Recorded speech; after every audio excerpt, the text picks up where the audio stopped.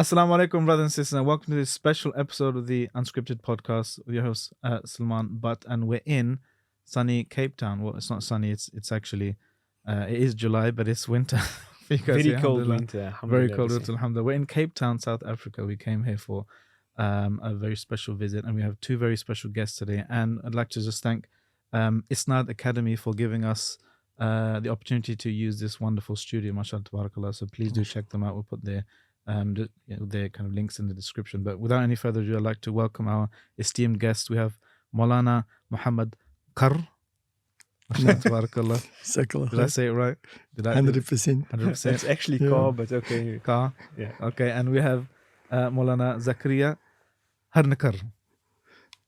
I think we usually say it Harnekar, but we can go with whatever. Harnekar. Yeah, Harnekar. Okay, alhamdulillah. So we met earlier on today. We visited with Sheikh Haytham to your nice, mashallah, your madrasa, and just a conversation that we were having with some of the teachers there and the mashayikh. I was really, inspired, and I wanted to get kind of this opportunity to speak to you both here. So, just for the benefit of the audience, I know you're kind of, mashallah, tabarakallah, big shots in South Africa, but can you just assume nobody, to somebody who doesn't know you, who's never heard of you, how would you introduce yourselves in terms of your interests and your background? I know obviously you're going to be humble, so we'll add all the extra. No, that's quite an easy assumption to make, because that's actually what I think. So, let's go. Alhamdulillah. So how would you maybe describe your firstly your position in the madrasa, or in the community here, and your interests, inshallah. So don't jump at once. Who wants to go first? No, it's not appropriate, Mawlana is my teacher. So No, please. Okay, the teacher commanded you. So. Okay. So assalamu alaikum wa rahmatullahi wa barakatuh. I make dua that all of the listeners are well, by the grace of Allah, and all of you guys as well, inshallah. Zakariyya Anika. I'm a teacher at the Ma'had al-Imam al-Qurani, or the Imam Qurani Institute for Islamic Studies. And I get involved in some of the administrative matters when I'm told to by Maulana Muhammad. In addition to that, alhamdulillah, in Cape Town we have a number of institutions running, and so we're involved in some of them. I teach at a part-time institute called the Mizan Institute, as well as a school which goes from like preschool basically up until high school, and that the name of that school is the Kutri Quranic School. I think it's quite pioneering, so it's very good. And then I also serve at the Muslim Judicial Council in some capacities. Mashallah. Yeah, we visited them today as well, alhamdulillah. And it's like, for those listening from the UK, it's like Islamic Council, but for South Africa, mashallah, tabarakallah. Like this, formerly known as Islamic Council of Europe, now Islamic Council. So you do qada, you do kind of qada, counseling, dealing with people's marital issues, looking at whenever there's societal issues within South Africa, the MJC, or the Majlis al-Qada al-Islami, will deal with those issues, liaise with government, deal with people's estates. The masters will contact us for Sharia wills, fatwa, all of those things, halal certification, all of that kind of stuff. And Sheikh Muhammad Maulana Muhammad Carr. Marhaban. Where do we begin? SubhanAllah. I'm when you said begin, I thought about the Awal Masjid. Alhamdulillah, I'm fortunate to serve with one of our leading Qurra and scholars in Cape Town, Sheikh Ismail Land. So I'm the co-imam at the Awal Masjid. It's the first masjid established in Cape Town, South Africa, on the southernmost tip of Africa, alhamdulillah. So I think I've been there, or we've been there for about the past 10 years, alhamdulillah. I think it's an honor and a privilege, though I'm not qualified for that particular post, but alhamdulillah, we serve there in the masjid. And then I just happened to get myself caught up in a number of different things. And one of those things was like this podcast. The podcast. And alhamdulillah, by the grace and mercy of Allah subhanahu wa ta'ala, who enables these things. I'm thinking of Ibn Ata'illah of لا تفرح بطاعة برزت منك ولكن افرح بأنه برزت من الله إليك. That when something happens of goodness, then let that not be a cause of rejoice.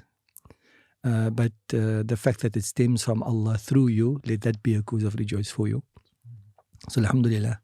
And just today, actually, when you people came to the madrasa, and then so I thought I was late actually, but then as Allah would have it, I was, I don't know, fortunately or unfortunately early.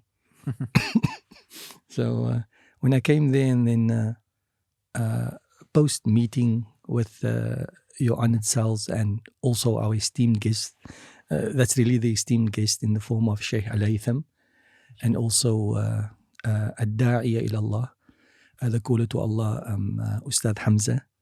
So we were really honored to really receive you people there, and you certainly enlightened the place. And I think the students really enjoyed it. Yeah, they really enjoyed it. The youngsters, they came out, they were like, well, all these people from YouTube are here. Absolutely. So alhamdulillah, it was a treat for them as well. Post sitting there, I was just genuinely thinking about, like, what is my role in all of what's happening over here. And I find the I don't know if I'm able to express this properly. In my mind, it made kind of sense to me. I'm just facilitating. Allah has employed me to facilitate for this goodness to happen. And for that, I'm eternally grateful. Alhamdulillah. So in terms of our institution, we have, alhamdulillah, very great staff in terms of the expertise and the ability. And the simple role that I play at the madrasa is just facilitating and enabling that to happen. Alhamdulillah. Sometimes the staff will argue to the contrary, but I think that's the reality of what's happening. So I'm deeply honored to play that particular role at the madrasa. Alhamdulillah. Mullah Muhammad is skimping there. He's the co-imam at the Awal Masjid. He's the principal of the Ma'ad al-Imam al-Qurani. He's the head of youth organization, Neo Youth Foundation, which comprises of a number of things. One of them is a hifz school. One of them is youth activity branch. Maulana serves on the fatwa committee at the Majlis al-Qada al-Islami. Serves as one of the qudat as well. Maulana serves on many of the Sharia compliance boards for financial institutions in South Africa. Maulana teaches online for some international institutions. May Allah continue to... Did I stop? Is that all? No, it's I wouldn't interject. You can continue. It's very amusing for me because one day my brother was he said to me that they were introducing him, so he looked at us, who's that guy? Well, I continue to utilize and Maulana, you. I think one of the most important things is in terms of Maulana is like a senior.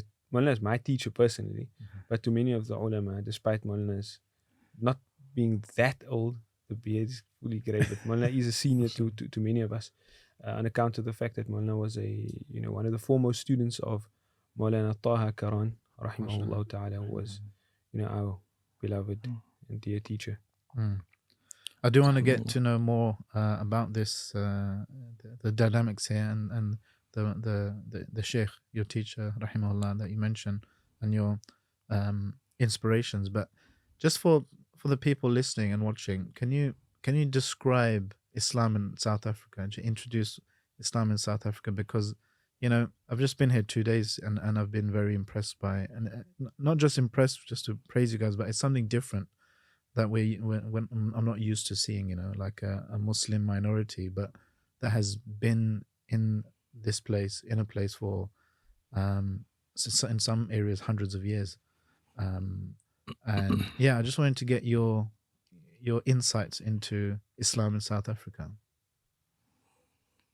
Just imagine. Mana's looking at me like look, I will only have a few short thoughts, so I think maybe I can go first, and then the more pointed and profound points we leave to Mana Zakariyya.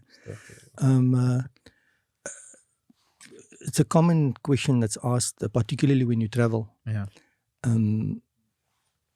Muslims and non-Muslims alike, they would ask about Muslims in Cape Town, in South Africa. Mm-hmm. And people say that it's a Muslim minority, but a silent majority. Mm. And by the grace and mercy of Allah SWT, up until this particular point, it is quite true. That a minority in terms of number, but Muslims have quite a bit of clout in terms of the economy, for example. Mm-hmm. And so economically, Muslims are in a good way. And then arguably, if we go back in terms of 1994, if we use that as a starting point, you'd find that politically Muslims were in a very good way. It has waned after that. Apartheid. At the end of the apartheid, that was the first elections post-apartheid. Muslims had a very good, in terms of cabinet representation. So if that is a measure, then politically Muslims are in a good way.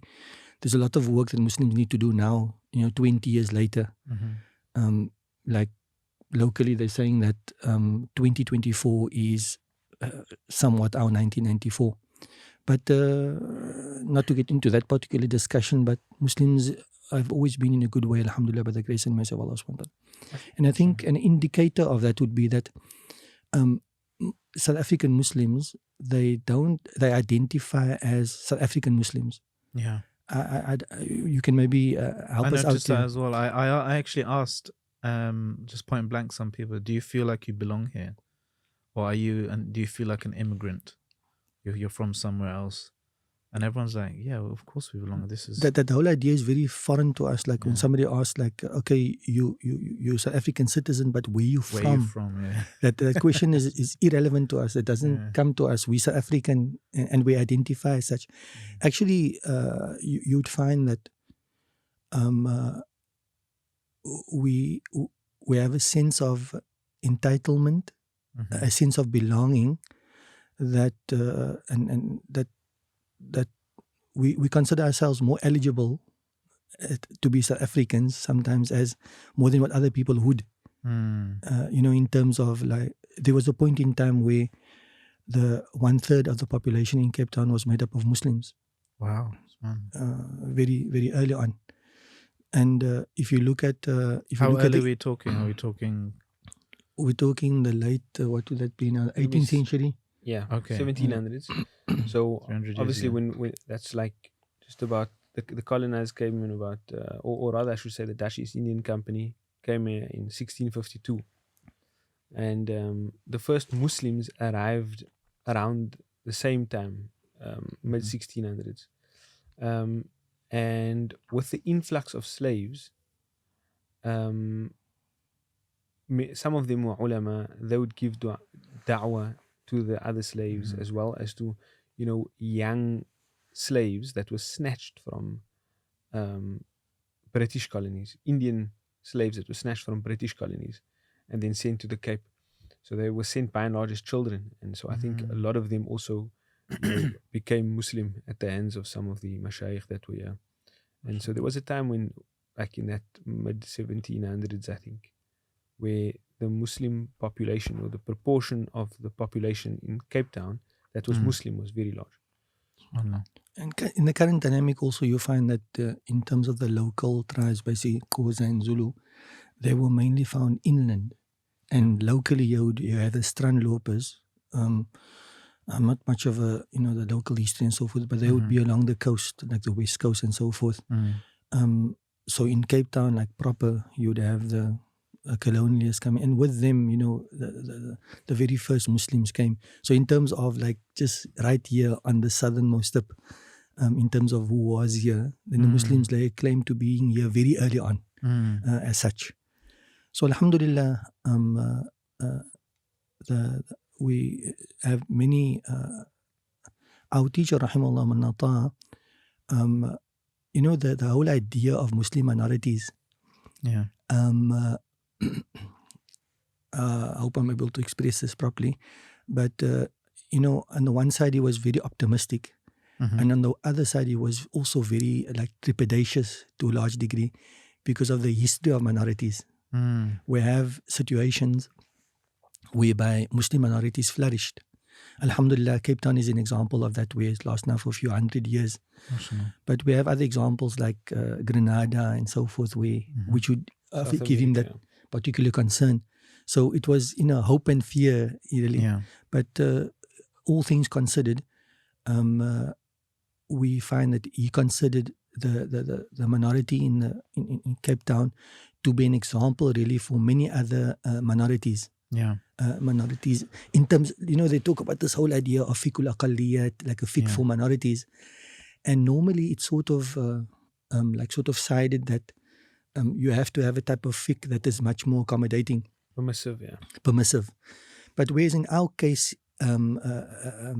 Muslims were fairly what would be now the right expression? I think they were strict and insular in a way on matters pertaining to marriage and halal.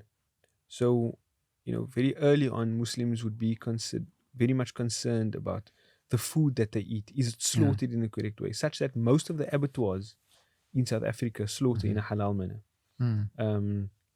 Meat may be considered not halal for other reasons, like maybe contamination between, things that are not halal. But most of the abattoirs, they slaughter in a halal way. And that's on account of, Muslims putting effort into ensuring that. Yeah. Also in terms of like intermarriage between, Muslim males and females from the Ahlul Kitab, they took very strict positions. They were actually less permissive. So they would say, yes, we recognize that this originally is permissible in the Sharia. And the madhab differ on the conditions for that. But we're not going to conduct such marriages. Yeah. If a male wants to get married to a female, the female must become Muslim. If a Muslim female wants to get married to a non-Muslim male, obviously we know that's not permissible in the Sharia, but oftentimes even the male would become Muslim to facilitate such a marriage. So, there was a degree of insulation that preserved the Muslim identity of this minority.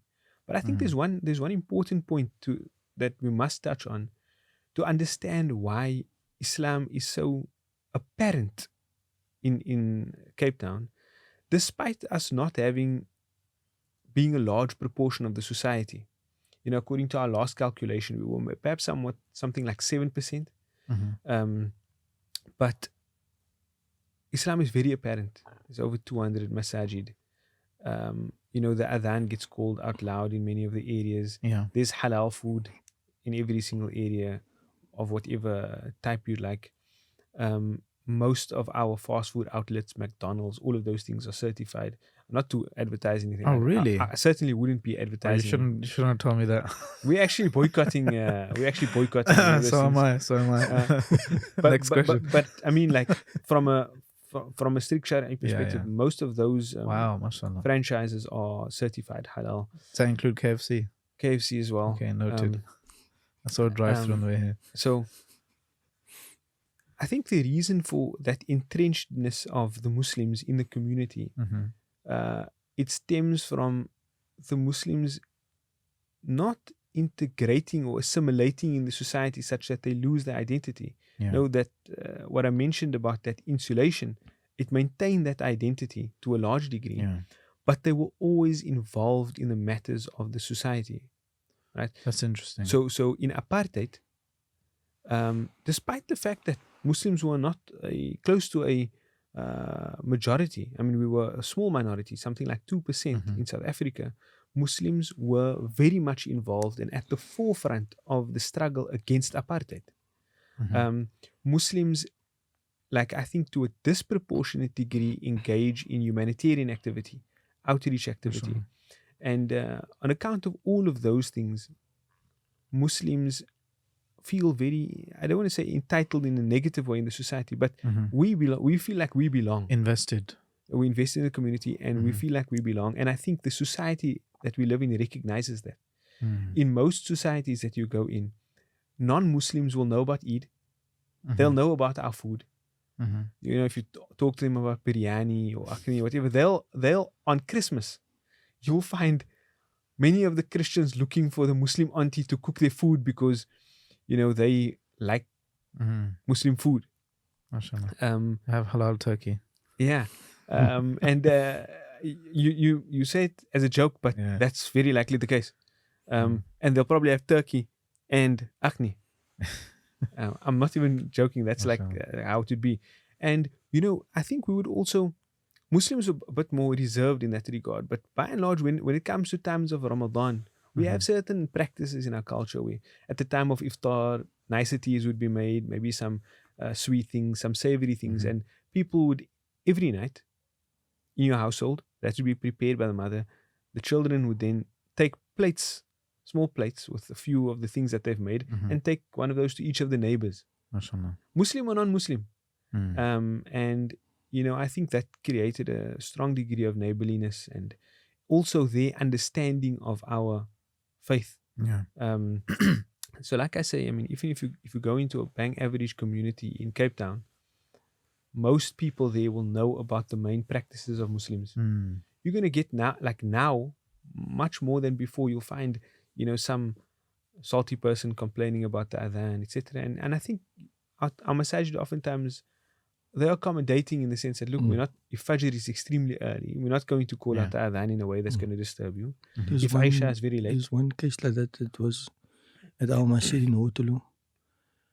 I'm only interjecting because they said at the beginning that, you know, you must interject because it's like, I had to do it once at least because I was actually thank God you did, but because you must interject. So I thought, why me? I can just saying for the viewers at home, I always tell guests that, you know, don't feel so shy that you're waiting for a question. Feel free to interject. But now the fact that you've explained it and you've kind of let out the secret now. So thanks for that. We'll have to cut that bit out. But sorry for that.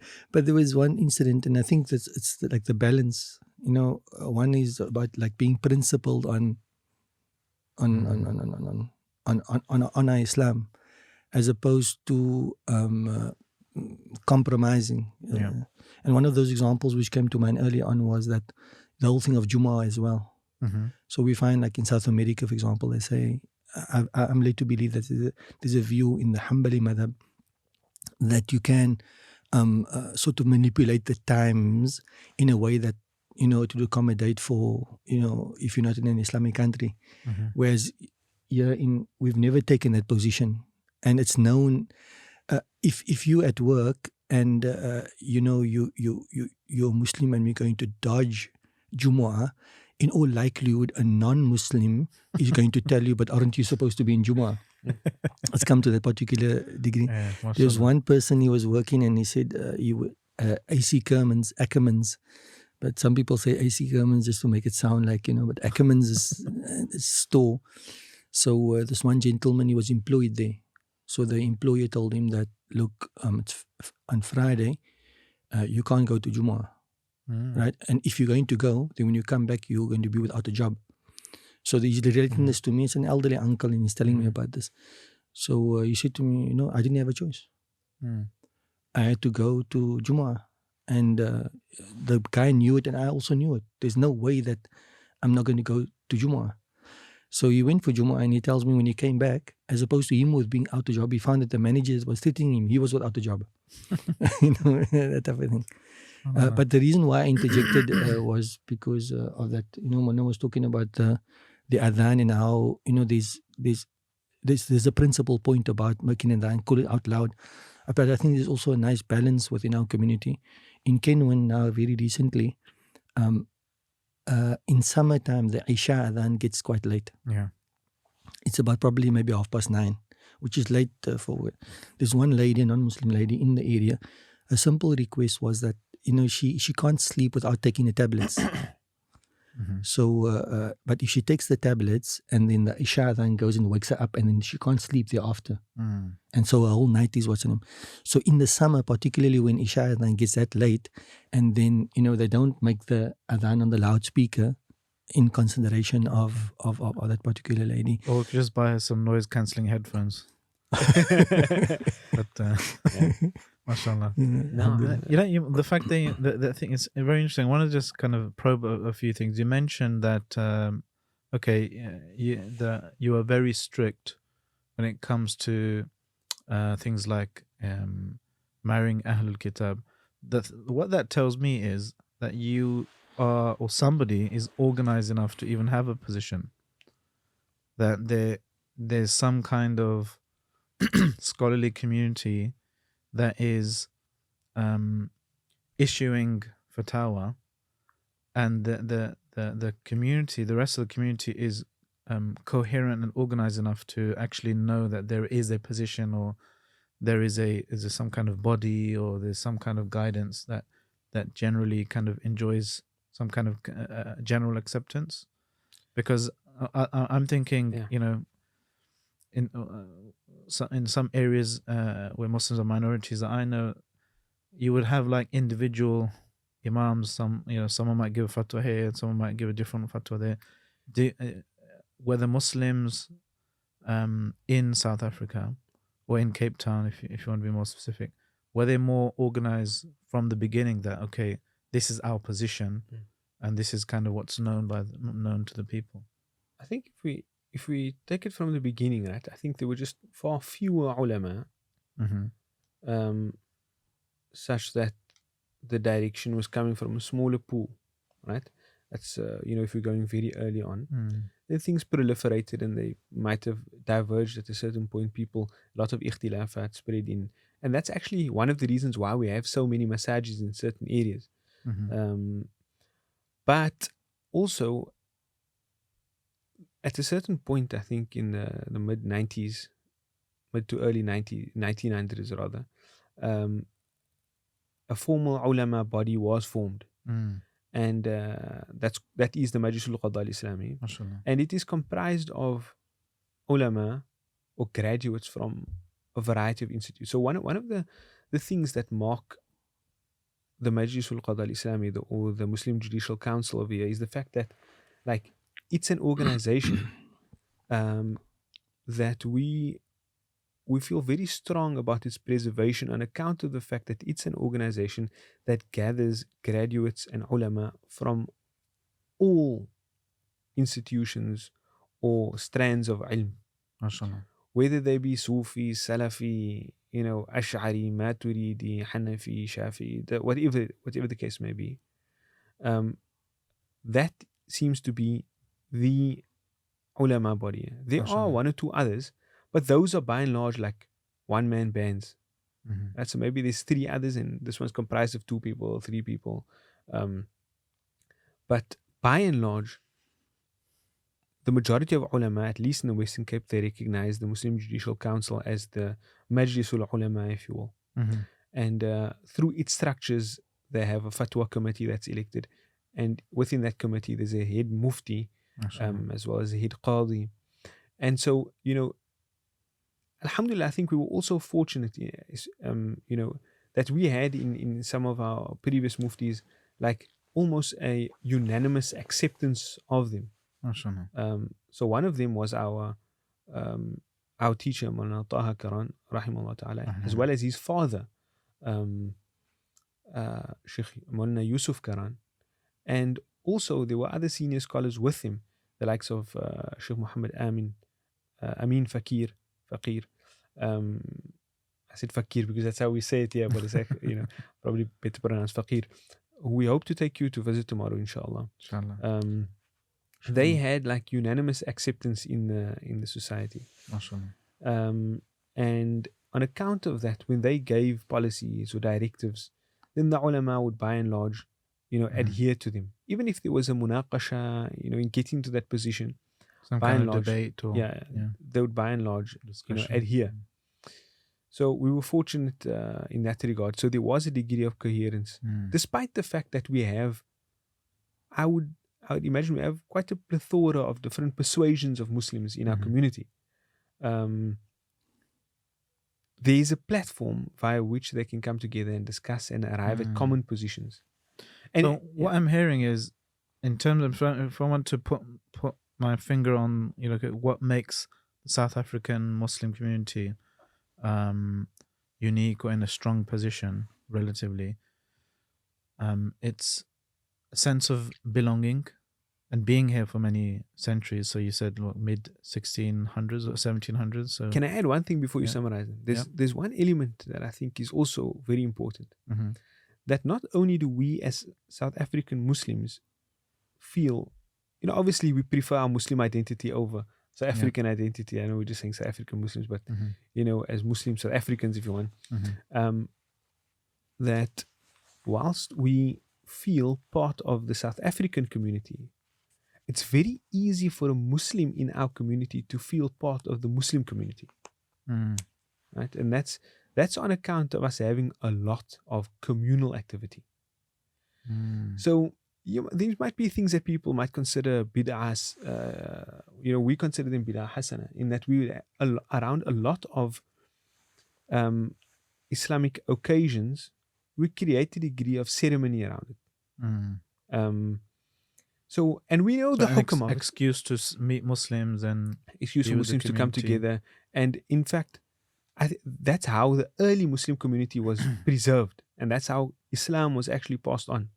The slaves were in slave lodges. They couldn't converge whenever they wanted to. They couldn't freely practice their religion, but they had certain times when they could meet. So what would they do? The conscious Muslims amongst them, the ulama amongst them, would tell them, at this time we're going to have a gathering of dhikr. What we're going to do? We're going to recite some Quran. We're going to make some salawat. We're going to, do the basics of Islam. And that's actually how that knowledge would be passed on. So that vehicle. Yeah, that vehicle. So that vehicle of communal activity, it still pervades our society. Every Thursday night in many masajid, you'll find a communal dhikr. Sometimes there'll be classes in the week. Sometimes, certain groups will gather on a Sunday or Saturday or whatever. There's lots of communal activity. When it's Rabi'ul Awwal, there will be lots of communal activity, like throughout the year actually. And whilst there might be a fiqh discussion about, the nature of all of those things, but if you just consider it as a civilizational the hukm thing. is mubah, and look at it as a civilizational thing and a means of bringing community together, then I think its value, it cannot be overstated. So you make it easy for Muslims to feel part of the community. You're united, in terms of, different schools of thought, whatever, but still you have councils, you have bodies where they come together, where they discuss things, where they give guidance for the community. The community accepts that. You've been here for 300 years plus. You have money. That obviously, that has to be mentioned. That has power. Relatively, the Cape Townian community is a lot less wealthy than the Muslim communities in other parts of South Africa. I actually wanted to ask that. So, Cape Town, I was told we went to Johannesburg, and then that was kind of very short. Thank you, Turkish Airlines. Delayed flight. But we went to Durban for a few nights. And Durban, they said it's a very different atmosphere, very different kind of Muslim community demographics than Cape Town, the Cape Townians. What are your views? How can you describe that? Can you explain that to us? How would you characterize that difference? I think we have a lot more. There's a lot more diversity in the Cape Townian Muslim community on account of the fact that many of the Muslims came here very early on as slaves, right? Especially Muslims of Indonesian origin, right? And so then from Dutch colonies. And then, like I said, slaves that were snatched from British colonies as well. So influence of Indians as well. But those Indians, by and large, were children who got influenced, or dawah was given to them by the Indonesian Muslims. And that, was like the beginning of the Cape Malay Muslim community. And then, like in the latter 1800s, there was also an influx of Indian Muslims to South Africa as a whole, but also Cape Town. So there's a large like Cockney Indian community in Cape Town as well. Cockney? So, yeah, by and large. I've never heard of that. I know what Cockney is, but... Cockney, some Gujarati, some... Okay. I've learned something new. But by and large, the Indian community here in Cape Town is... It's more diverse. Yeah. So there's a lot more diversity in the community.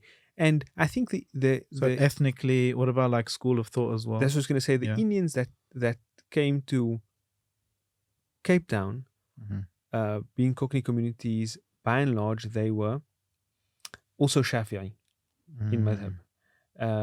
And by and large, also, they were somewhat Sufi in their orientation. So it gelled well with existing traditions in Cape Town. And later there were more, Deobandi strands of Islam being taught and spread in Cape Town. But it's a very diverse, diverse community. Alhamdulillah. And whereas other areas? Whereas other areas are more homogenous and separate. So there is, for example, a Cape Malay community, a big Cape Malay community in Joburg.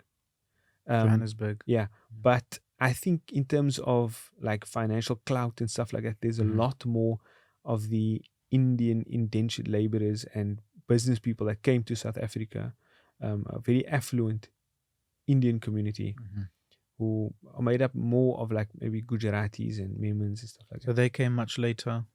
They came much later than the Cape Malays were in South Africa, certainly.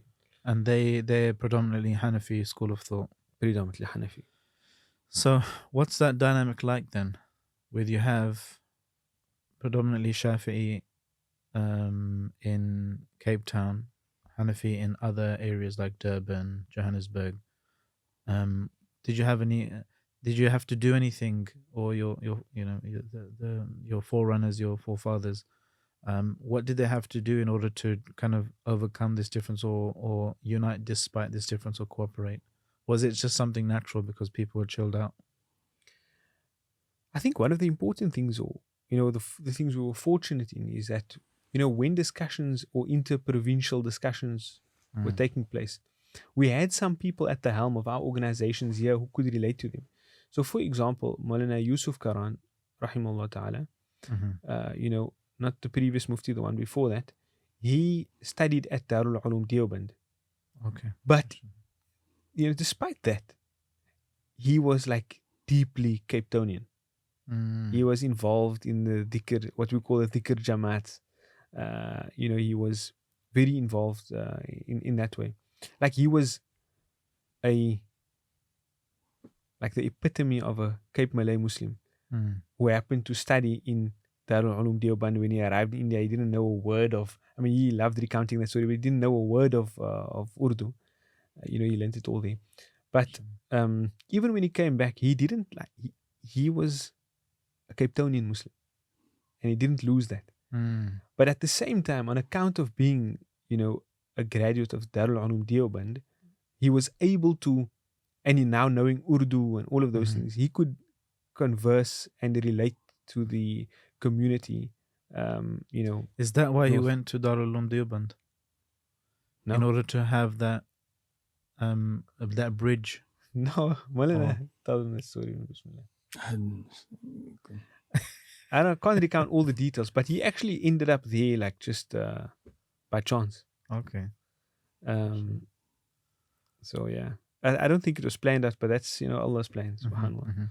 And then Maulana Taha, he was fortunate to have been reared by his father, who was an alim, who was like deeply Cape Townian. He imbibed the culture of Cape Townian Muslims. he then also, in a more purposeful manner, he also went to study in Darul Ulum Deoband. Thereafter, he was fortunate to spend 2 years in Egypt, wherein he like just immersed himself in reading. So he was very open-minded. He was not dogmatic in any way. And I think there was always something that like differentiated himself from just being a, like Deobandi, for lack of, a better expression, in that he was Shafi'i. So he came back, and I think he was able to synthesize a lot of things, and he was also very well able to represent the Cape Townian Muslim community with other, Muslim communities in South Africa. And I think that created a synergy via a body, like a networking body, or body via which the other ulama bodies come together. We call it UCSA, the United Ulama Council of South Africa. Yeah. So it's comprised of a number of ulama bodies from different regions, and they all come together, network, discuss matters, make big decisions at that level. MashaAllah. Hoping to speak to the head of UCSA tomorrow, inshallah. Inshallah. Now, what role did apartheid play in this? Because I also heard that one of the reasons, I was speaking to a brother at an event yesterday, and he was saying that apartheid actually helped protect the identity of Muslims because of like forced, separation of different communities. You can't go to the white beach, or the white people and the black people are kept separately, and the brown people and the Indians are kept separately, and that kind of stuff. So I don't know about in Cape Town, but he was saying in some areas, because there was a separation between the Indians are not allowed to mix with the white people, and they're not allowed to mix with the black people, and the different tribes and the Zulus and this and then that. He said as a result, it kind of ended up forcing them to preserve their Islam, even though it was attached to kind of maybe more, I guess, ethnic markers. Do you think that's the case throughout South Africa? It has truth to it, but I don't think we like to aggrandize anything from apartheid. Yeah. But it does have some truth to it, in that because like communities were, there was a degree of insulation, like I mentioned earlier, because you have people who are all ethnically Indian in one area. So that area would largely be a Muslim area. So you can go to areas like that and you'll find, like, you'll maybe think you're in. When they look at different apartheid, place. I think the worst thing about apartheid was the Group Areas Act. And in terms of the Group Areas Act, most of the, what we still, even 20 years after the abolishment of apartheid, what we still feel is the consequences of the Group Areas Act. And it was when people were forcefully removed from their homes and, placed elsewhere. So that was like really the worst thing in terms of apartheid. So it's a very sore point for people to talk about. But at the same time, also that's why people don't want, because the Group Areas Act, for example, 20 years down the line, still this whole idea of the redistribution of both rural and urban land, according to some, hasn't been addressed sufficiently. And the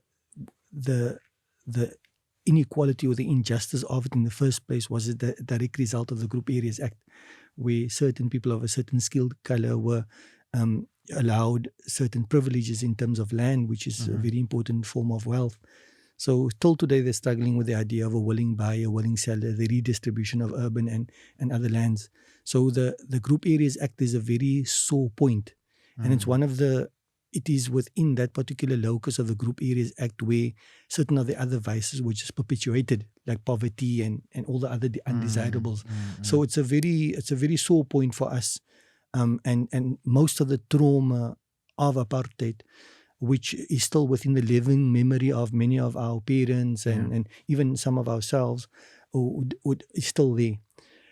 But as you mentioned, the sort of like the Group Areas Act means that you were isolated, and to a large degree, I would believe that it sort of was like an imposed type of insulation for you, because people with a particular, group and ethnic background, and generally who share the same value and and religion, Yeah. you were able, and one identity. So in that particular way, your identity was preserved to a certain degree. Yeah. So, but not maybe, I don't even think it's right to say the silver lining on the cloud, because, that would. I mean, if you take, for example, we drove through the area we went to the masjid today, Parkwood, right?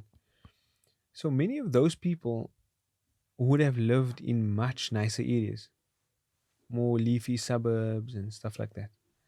And they all got displaced to these areas that, was away from all of those niceties, away from the beach, away from the mountainous areas, away from the, the greenery. And, along with that came a lot of people being, bunched into small areas, whereas they might have come from more spacious land. And along with that came, many other vices: gangsterism, drugs abuse,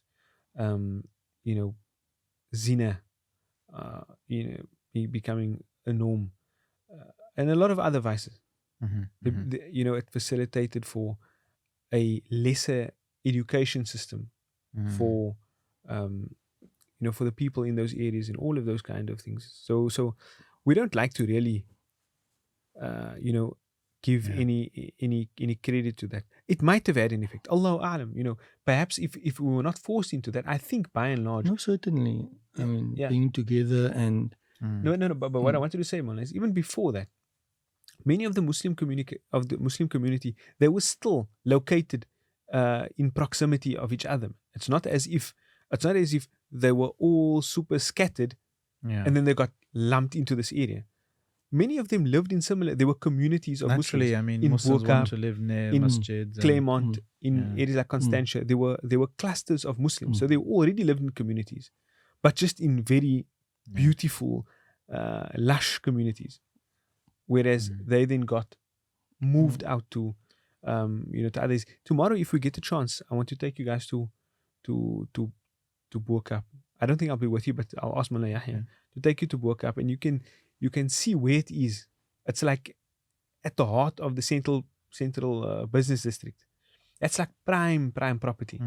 And yeah. So you're saying that injustice hasn't been fixed yet and hasn't been addressed yet properly? The outgoing Deputy Chief Minister of Justice, when he left and his outgoing speech, one of the issues that he highlighted was this particular issue, that this particular inequality hasn't been readdressed. I had an observation some time after that, you had, when you the Group Areas Act means that you lump certain people together. And when lumping them together, those people, not before there was just like, let's call it an organic society, where you found that the rich and poor live side by side, for example, in a normal suburb. That actually presents an economic opportunity for both. Because now لِيَتَّخِذَ بَعْضٌ بَعْضًا سُخْرِيًّا, the one can live off the other one. But now that person who was poor person living in close proximity to a rich person, then that will afford him the opportunity of some work. But when you take this person now, and that's one of the unique things about the Group Areas Act also, the workforce was far removed from the hub of activity. So now, and when this came very clear to me was, you had this influx of foreigners coming into South Africa. So what happens is they don't place themselves where the local people were placed under the Group Areas Act, but they actually place themselves in close proximity to the, let's call it the leafier suburbs. Whiteness. Which means that they're able to, that economic opportunity there is better for them than for their local counterpart who stays so far out. So, like a guy like Weinberg you're talking about is close to Constantia. So all he does is gets a 500 rand, invest in a grass cutter.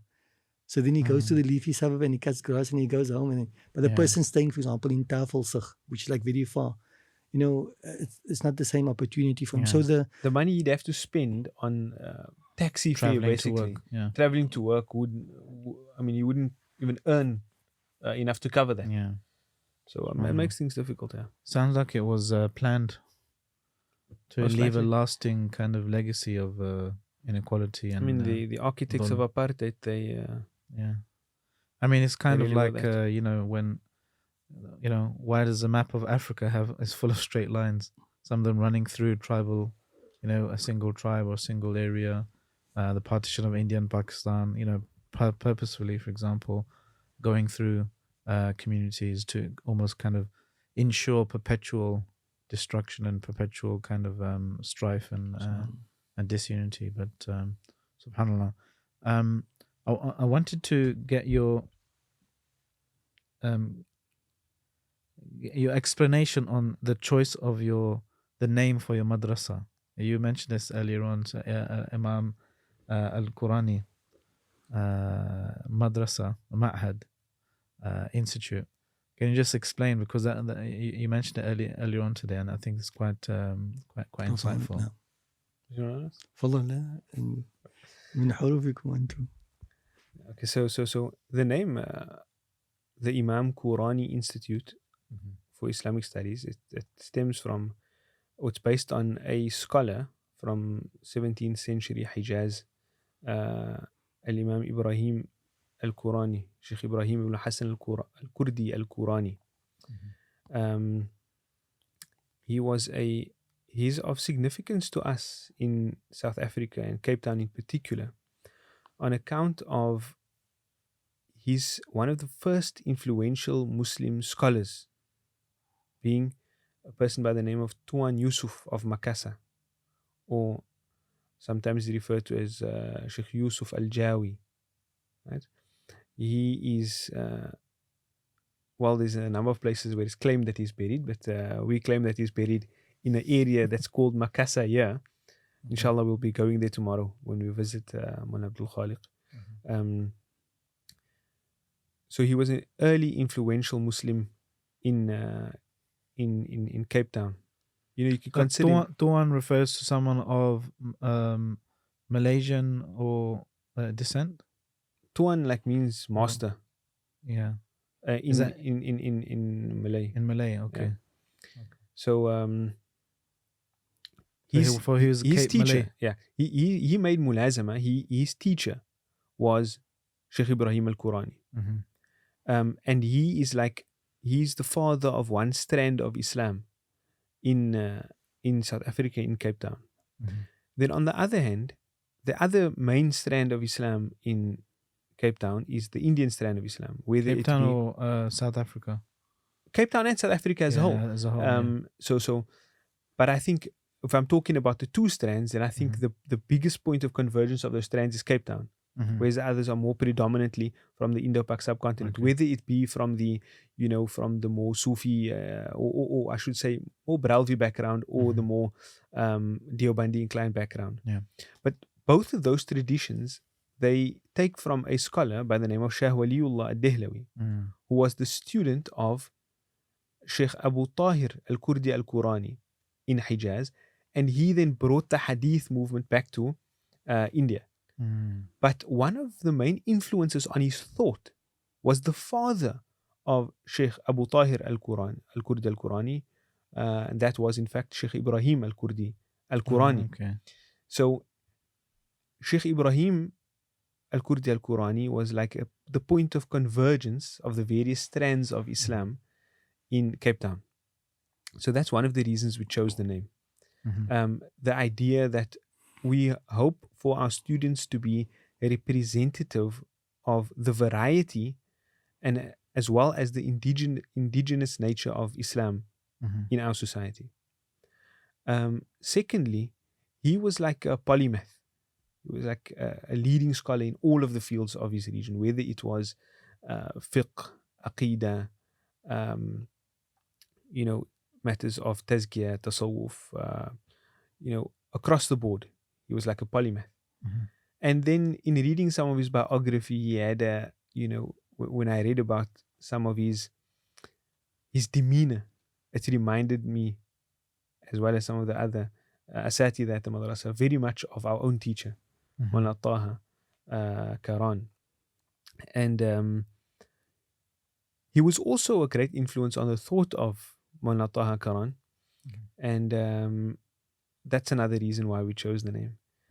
In addition to that, there were some features in his students that stood out to us that mirrored to us what we would like to see in our students. And that, perhaps I can summarize that in 3 things. Number 1, his students, or his thought was focused on understanding and unity in relation to intra-Muslim issues. So he was always harmonizing between the ideas of the Ash'a'ira and Ibn Arabi on one hand, harmonizing between the idea of the Ahlus Sunnah, or the Ash'a'ira, if I should say, and the more Athari inclined madhab, the Hanabila on certain masail. He was all about that on an intra-Muslim front, explaining positions of people in ways that others could understand and appreciate. Right? So he wasn't fixated on gunning the other down in terms of intra-Muslim issues. Then he himself and his students were marked by their deep level of tazkiyah and the alaqa with Allah subhanahu wa ta'ala. And I think that's obviously very important when you look at tarbiyah as the holistic development of a student. And lastly, his students were all at the forefront of the jihad against the colonizers. Allahu Akbar. So they conducted themselves in a certain way. Ruhama bainahum. They were, they had that affinity and softness between each other. Ashidda'u ala al-kuffar. Allahu Akbar. And they were, they really stood up. That's how Tuan Yusuf actually ended up here. The reason he ended up in South Africa, in Cape Town, in this furthest outpost in the south, was because wherever they put him, he would break out and wage jihad against the colonizers. I mean, I don't know how many times did they have him imprisoned? A few times. They had him imprisoned a few times. He broke out and carried on the jihad. So I think that's the idea that that made us get a real affinity to the name. And alhamdulillah, I think there were a number of other reasons as well. That's probably the most thought out name for any organization I've ever heard of in the history of organizations. I think there were a number of other reasons we chose it as well. So you want it's like an inspiration for what you want to see in your students, an aspiration rather, unifying amongst yourselves, having a devoted relationship with Allah subhanahu wa ta'ala. And also being at the forefront of activism and being open and active against injustice. And a vanguard of a sound and truly traditional Islamic worldview. That's obviously, we are an institution of Islamic academics, so that's at the forefront of our minds. And so when we were talking about it with Sheikh Haytham today, we really resonated with our own kind of principles as well, and our own aspirations, as Islam 21C and different, linked organizations and entities. We're really, really kind of about that, unifying the Muslim Ummah, focusing on those things. I liked how you put it harmonizing, focusing on the things that are common between each other, increasing a relationship with Allah, hereafter centricity, being active against injustice, enjoying the good, forbidding the evil. So may Allah subhanahu wa ta'ala bless you all and your students. I've taken a lot of your time. I really appreciate it. It's midnight now. We've had a very packed schedule. And Mulana's, mashallah, stood in there like a true mujāhid. We'll end it there, inshallah. I'd like to thank you again. I hope for maybe come back soon one day and maybe do a follow-up, or look forward to inviting you or hosting you in London, in the UK, inshallah. I must also add that, subhanAllah, like you're saying that it resonated for us. It's a mutual feeling that, meeting up with yourselves and Sheikh Haytham and expressing, the importance of focusing of those things that are not the points of divergence, but the points of convergence. That resonated very well with us. And he made 1 or 2 statements when he was sitting over there. And then I said to him that that our teacher, was of a similar persuasion. Let's focus on that which unites us as opposed to that which divides us. And he quoted one of the early scholars that says that, if you have a sense of partisanship and you defend your school of thought, that has a certain consequence, and the consequence is that it creates somewhat ta'assub or partisanship on the other side. So our teacher, rahimahullah, used to quote it quite often, and used to say that bigotry only begets bigotry. So alhamdulillah, it's nice when you get to meet with people of a similar a similar mind frame. And I pray that like you people, look, there's a lot of challenges in our Muslim minority as well, and we're actually at a very, I think, at a very unique point in the history of Muslims. I think, Wallahu alam, we're at a sort of like a watershed moment. Many of our predecessors, they came and they made a great sacrifice, and because of the sacrifice they made, they set us on a particular very positive trajectory. But that it's lasted for centuries, and that's the degree of their the sincerity which they have in terms of effort.